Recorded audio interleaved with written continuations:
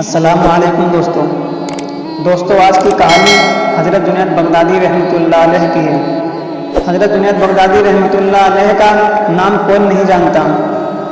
آپ کا واقعہ ہے کہ ایک مرتبہ دل میں خیال آیا کہ اگر شیطان سے ملاقات ہو جائے تو اس سے ایک سوال کروں گا، اور انہوں نے اللہ سے ایک دن دعا بھی کی کہ اے اللہ کبھی شیطان سے ملاقات کرا دے تاکہ اس سے سوال کر لوں۔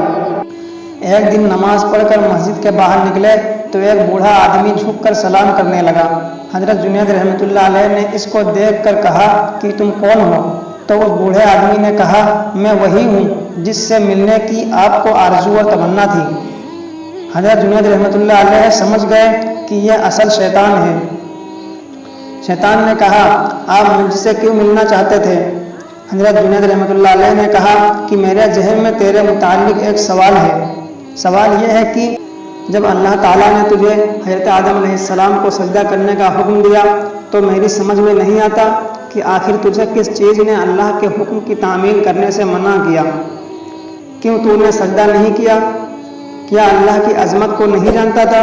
ارے تجھے اللہ کی معرفت حاصل تھی، اللہ تعالیٰ کی عظمتوں اور جلالتوں سے تو واقف تھا۔ اس قدر اللہ کی قربت رکھنے کے باوجود جب اللہ نے تجھے حکم دیا کہ آدم علیہ السلام کو سجدہ کر تو تو نے آخر سجدہ کیوں نہیں کیا؟ اس سوال پر شیطان کا جواب کیا تھا وہ سننے کے قابل ہے۔ اس کے جواب نے تو کچھ دیر کے لیے حضرت جنید رحمۃ اللہ علیہ کے ہوش اڑا دیے۔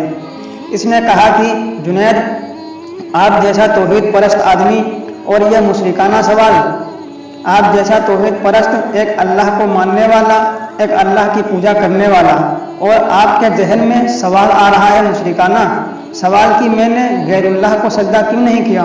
کہنے لگا کہ آدم تو غیر خدا تھے، خدا تو نہیں تھے، میں غیر اللہ کو سجدہ کیوں کر لیتا؟ آپ جیسا توحید پرست آدمی ایسا مشرکانہ سوال میرے سے کر رہا ہے، بڑے افسوس کی بات ہے۔ حضرت جنید رحمۃ اللہ علیہ کہتے ہیں کہ جب اس نے یہ بات مجھ سے کہی تو مجھے لگا کہ ہاں یہ ٹھیک کہہ رہا ہے، اور پھر تھوڑی دیر کے لیے مجھے ایسا معلوم ہوا کہ میرا ایمان سلب ہو رہا ہے۔ اس لیے میں سناٹے میں پڑ گیا، ہوش و حواس باقی نہ رہے۔ میں سوچنے لگا کہ اب اس کو کیا جواب دے سکتا ہوں، اس لیے کہ جب وہ کہہ رہا ہے کہ تم ایک اللہ کو ماننے والے ہو اور مجھے پوچھتے ہو کہ آدم کو سجدہ کیوں نہیں کیا۔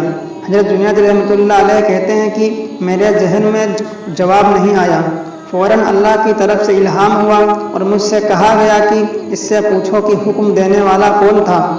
حکم دینے والا جب خود اللہ کہہ رہا ہے کہ فلاں چیز کو سجدہ کرو، توحید اسی کا نام ہے کہ اس کی بات مان لی جائے۔ حضرت جنید رحمۃ اللہ علیہ کہتے ہیں اس الہام کے بعد میرا ایمان برقرار ہوا، ورنہ تو مجھے ایسا معلوم ہوا کہ میرے ایمان میں تزلزل پیدا ہو گیا ہے۔ بھائیوں، یہ ہے شیطان کی مکاری اور عیاری، نہ ولیوں کو چھوڑا، نہ غوث و کتب ابدال کو چھوڑا، نہ انبیاء اکرام کو چھوڑا۔ غور کرو کہ شیطان باتوں اور چیزوں کو کس طرح مزین کرتا ہے اور گمراہ کرنے کی کوشش کرتا ہے۔ اس کا ذرا اندازہ اس واقعے سے آپ کر لیجئے۔ اس لیے کبھی بھی شیطان سے بے فکر نہیں ہونا چاہیے۔